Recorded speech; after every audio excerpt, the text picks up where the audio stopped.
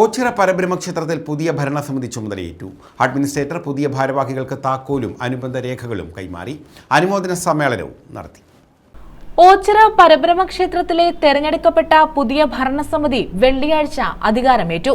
Supreme കോടതി നിയോഗിച്ച administrator retired ഹൈക്കോടതി ജഡ്ജ് ജസ്റ്റിസ് കെ രാമകൃഷ്ണൻ താക്കോലും അനുബന്ധ രേഖകളും, secretary BS Vinod, president Rajeev Kadakampally, vice president RD Padmakumar, treasurer Sagar Makkadam എന്നിവർക്ക് കൈമാറി.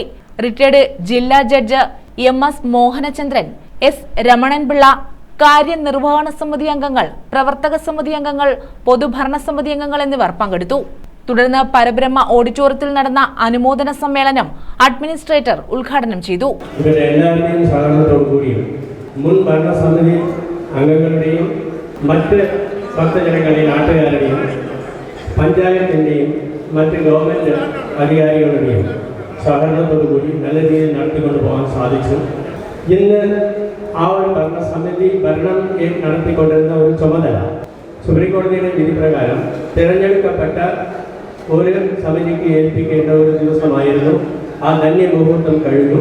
ക്ഷേത്ര ഭരണസമിതി ഭാരവാഹികൾക്ക് പുറമെ Parabrahma Vishwasa Samiti general convener PB Sathyadevan, vice chairman S Krishnakumar, SNDP Yogam Karunagappally union president K Sathyaseelan, Ochira panchayat president N Krishnakumar, KP Chandran, R Somanpillai, Koshy Alex തുടങ്ങിയവർ പങ്കെടുത്തു.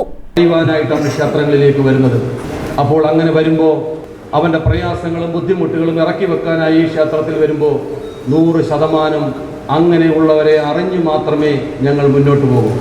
നന്മയുടെ പൂക്കാലം തീർക്കണമെങ്കിൽ 277 പൊതുഭരണ സമിതി അംഗങ്ങളും പരബ്രഹ്മ വിശ്വാസികളും നമ്മുടെ സ്നേഹിക്കുന്ന പ്രിയപ്പെട്ട എല്ലാവരും ഒന്നിച്ച് നമുക്ക് പ്രവർത്തിച്ച് മാത്രമേ മുന്നോട്ട് പോകാൻ കഴിയൂ. ക്ഷേത്രത്തെ സംബന്ധിച്ച് എൻ്റെ ഏറ്റവും പ്രിയപ്പെട്ട 277 ഭരണസമിതി അംഗങ്ങളും അതിനേക്കാൾ പ്രിയപ്പെട്ട അഭ്യുദയകാംക്ഷികൾക്ക് ഒരിക്കൽ കൂടി ഉറപ്പ് നൽകുകയാണ്. വളരെ കൃത്യമായി തന്നെ ഈ സമിതിയെ മുന്നോട്ട് കൊണ്ടുപോകും. ഞങ്ങൾക്ക് ഒത്തിരി കാര്യങ്ങൾ ഏറ്റെടുത്ത് ചെയ്യാനുണ്ട്. അതൊന്നും ഇപ്പോൾ ഇവിടെ വെളിപ്പെടുത്താൻ കഴിയില്ല. ഞങ്ങൾ കൂട്ടായി ആലോചിച്ചിട്ടുണ്ട്.